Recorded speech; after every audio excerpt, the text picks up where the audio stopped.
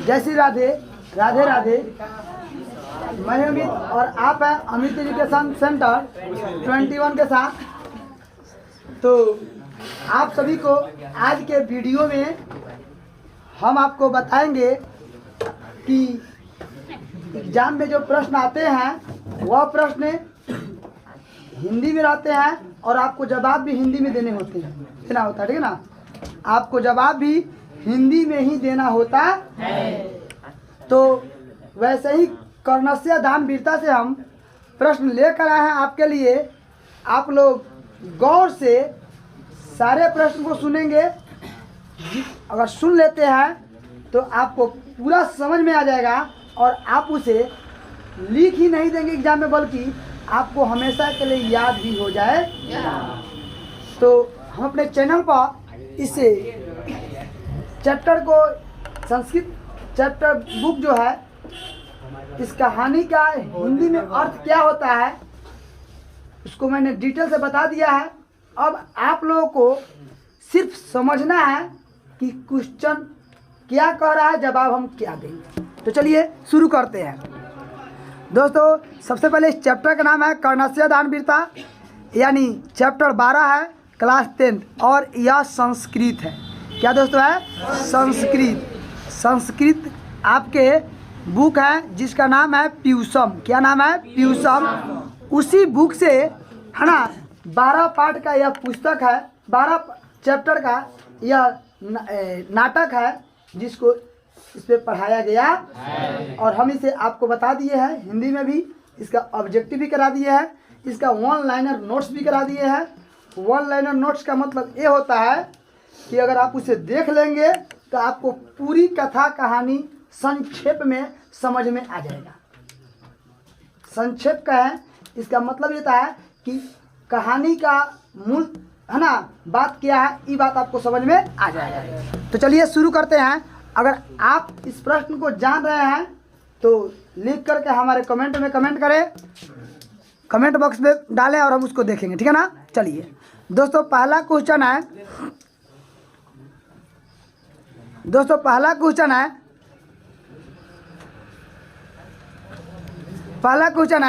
कि कर्ण कौन था, उसकी क्या विशेषता थी। कर्ण कौन था, उसकी क्या विशेषता थी। तो कहिएगा कर्ण कुंती का पुत्र था।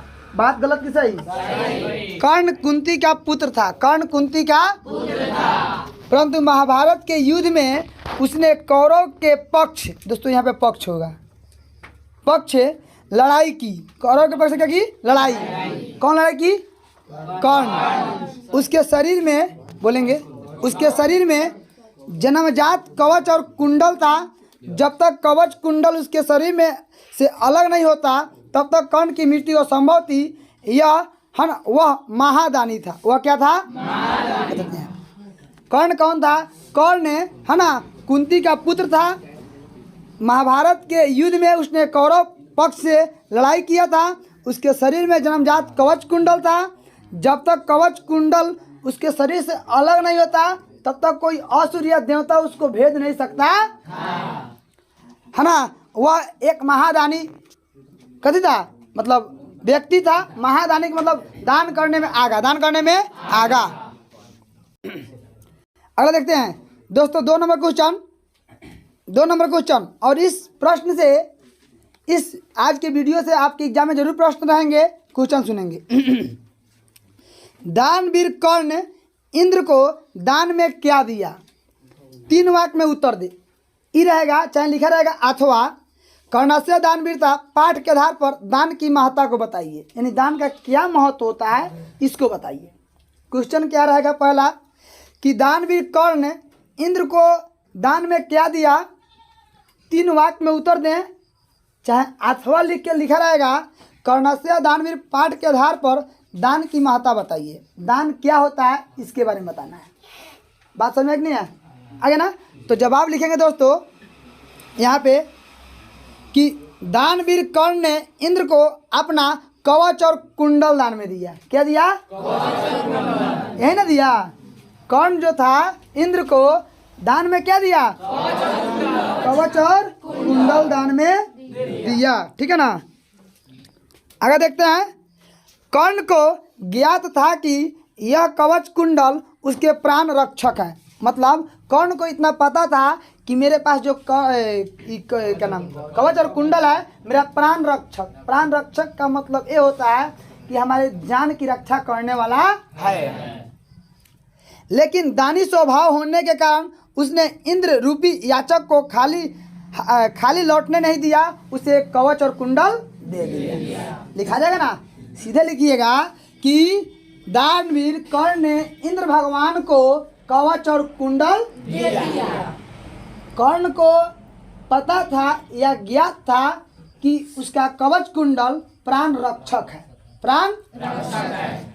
इंद्र को खाली हाथ लौटने नहीं देना चाहता था, इसलिए कर्ण ने अपना कवच कुंडल इंद्र भगवान को दे दिया। कोई दिक्कत? दिखा जाएगा ना, कोई डाउट? अगला क्वेश्चन।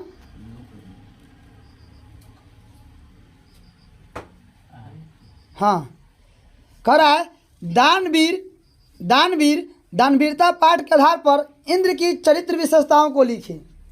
कह रहा है कि दानवीर या दानवीरता इंद्र के बारे में बताना है। इंद्र कैसन स्वभाव के आदमी है। कह रहा है इंद्र के चरित्र, इंद्र का स्वभाव कैसन था, इसके बारे में बताना है।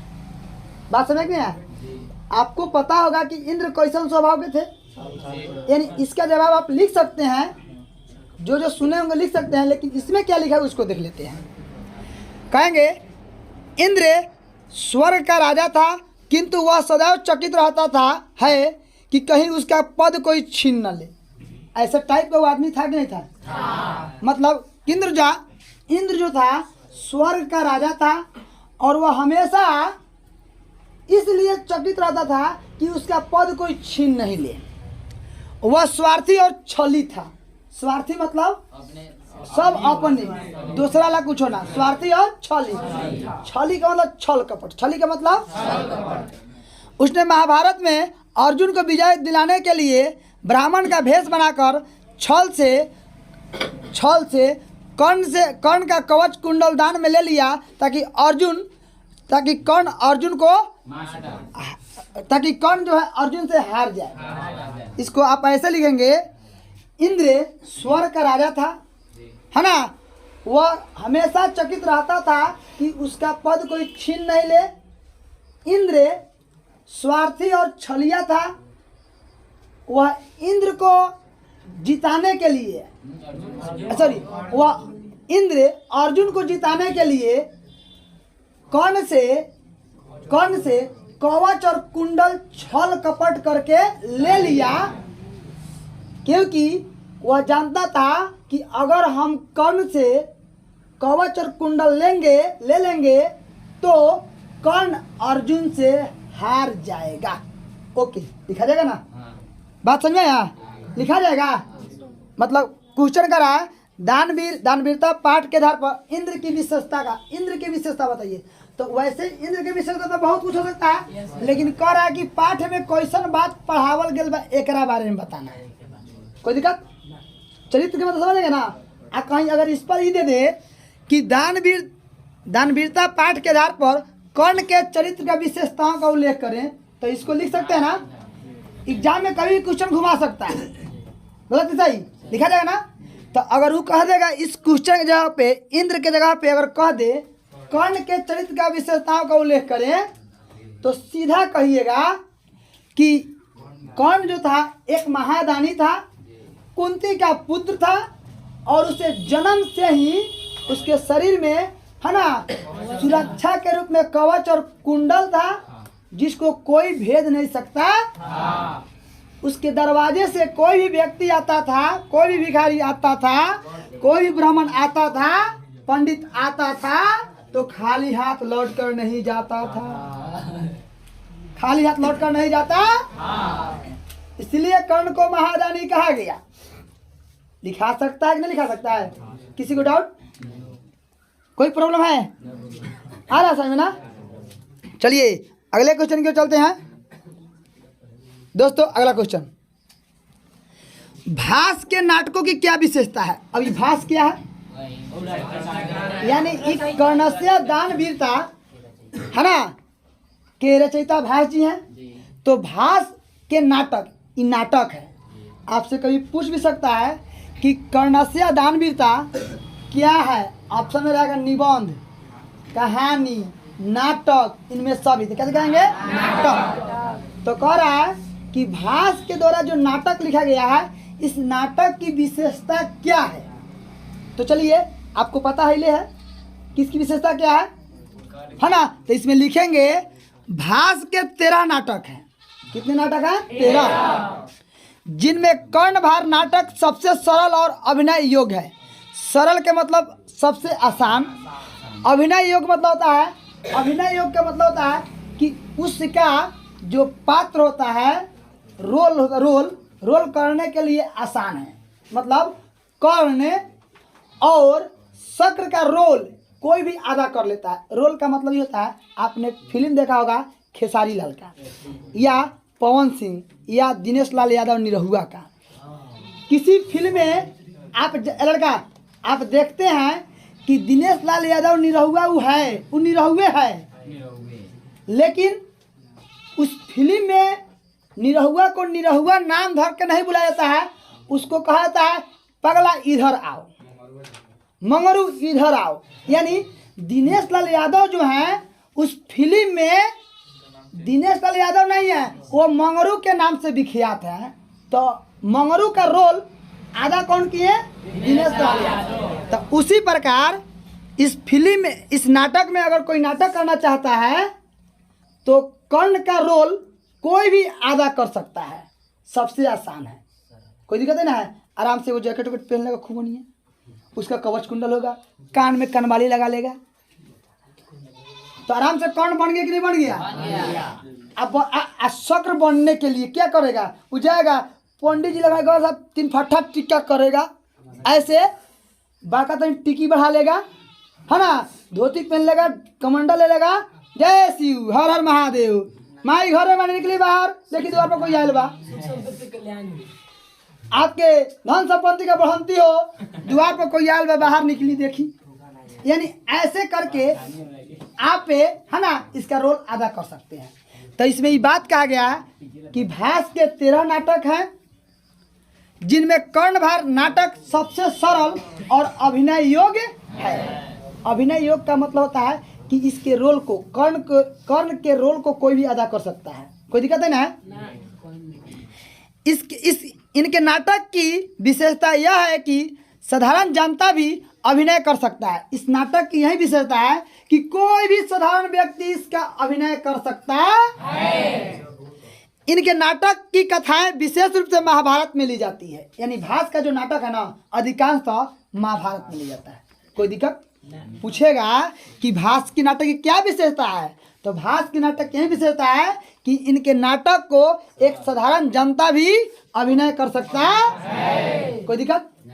अब मान लीजिए अगर इस बात को अब थोड़ा आगे चलते हैं। अगर मान लीजिए अगर हमको रोल अदा करना होगा हनुमान जी का, तो उतना बड़ा गाल कहाँ से फूले हम? गाल पर पोछ कहाँ से आई? पोछाई अब पोछाइए जाए को रुखी चली तो जल्दी होगा। अब मान लो तो हनुमान जी का रोल अदा है, हनुमान जी का रोल अदा करना थोड़ा कठिन है कि नहीं कठिन है? वो अब मान लो रावणे बने के बाद तो 10 को मुड़ी कहाँ से आई? अब मान लो एक मिनट, मान लो अगर हम रावणे बन गए, डुप्लीकेट 10 को मुड़ी लगा लिए, ओ 10 को मुड़ी कहाँ से लबरे के लगा लेगा, लोग कहेगा ना कहेगा, तो वो थोड़ा कठिन है।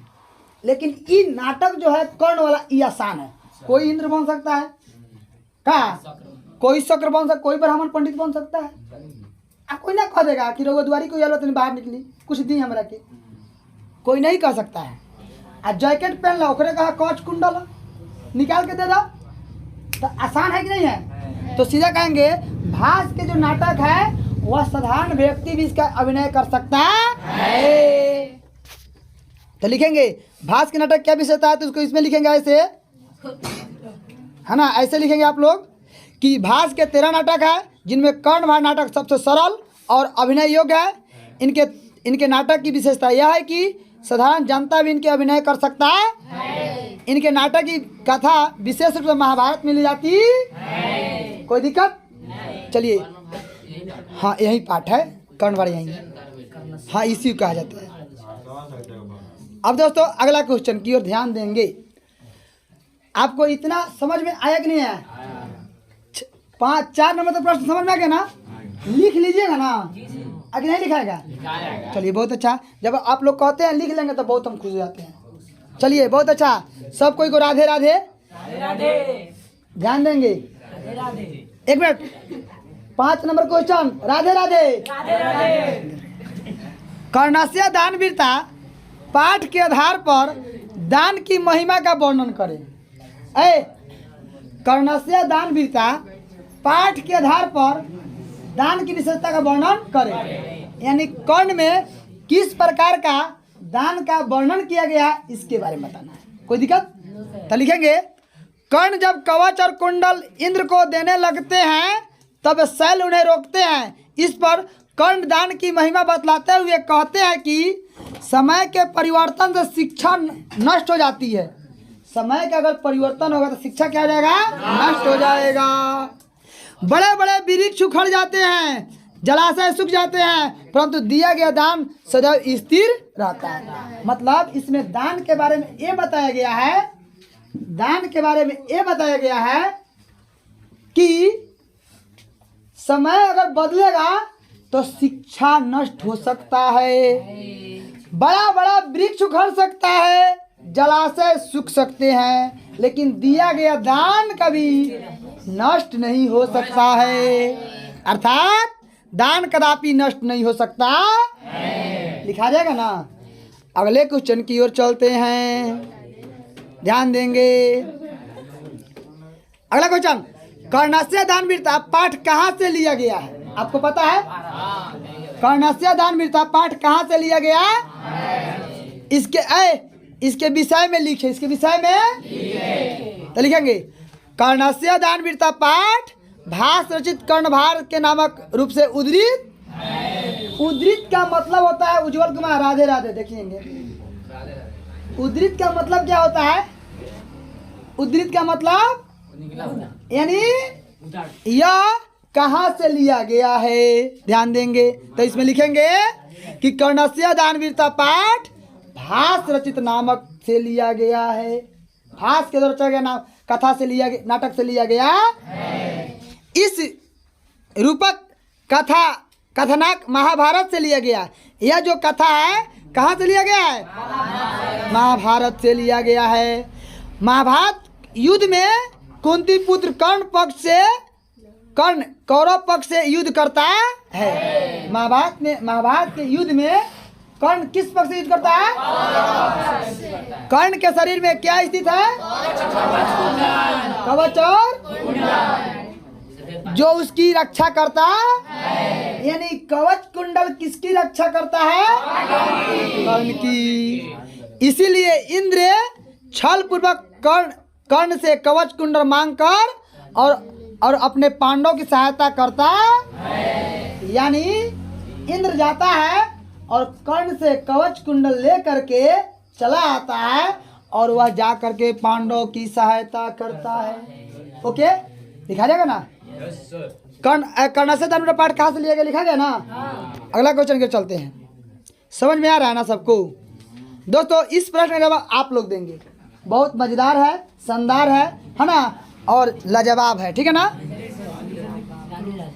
राधे राधे ध्यान देंगे।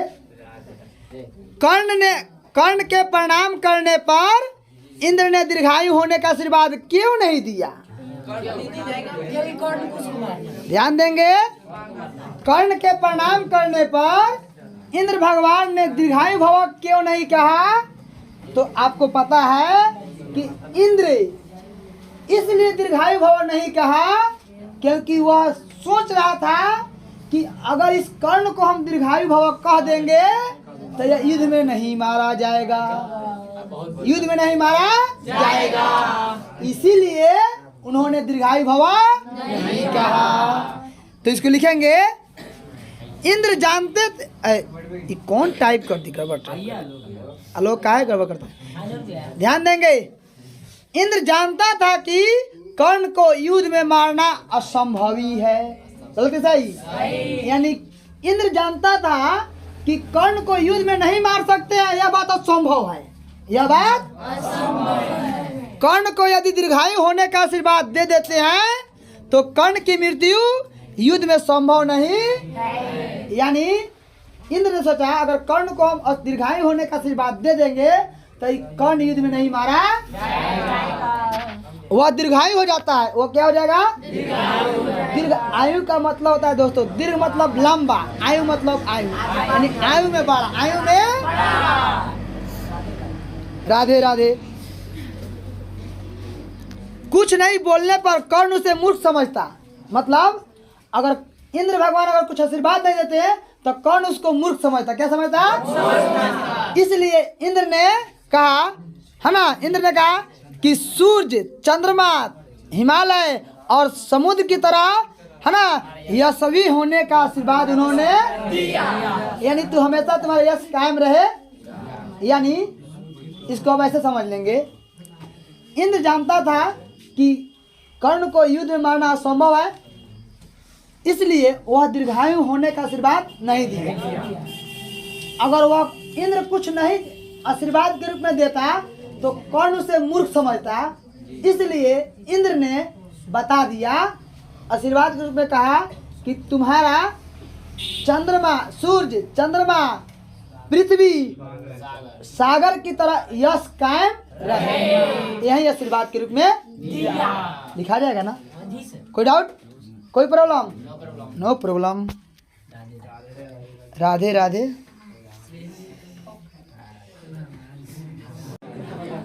अगला क्वेश्चन दोस्तों देखिए, ध्यान देंगे। कर्णस्य दानवीरता, कर्णस्य दानवीरता पाठ का 5 वाक्य में परिचय दे। कितने वाक्य में परिचय दे? कर्णस्य दानवीरता का जो है ना, उस पाठ को 5 वाक्य में परिचय दे। कितने वाक्य में परिचय देना है? तो दोस्तों आपको पता है ना कि कर्णस्य दानवीरता में जो पढ़ा है ना, आपको जितना याद है वो लिख देंगे, इसका आंसर। अब यहाँ वहाँ नहीं लिखेंगे, अभी थोड़ा लिख देंगे उसमें कि कर्ण ने सबसे पहले अपना कौचक कुंडल दे दिया, नहीं लिखेंगे। पहले गौ दिया, दान में क्या दिया?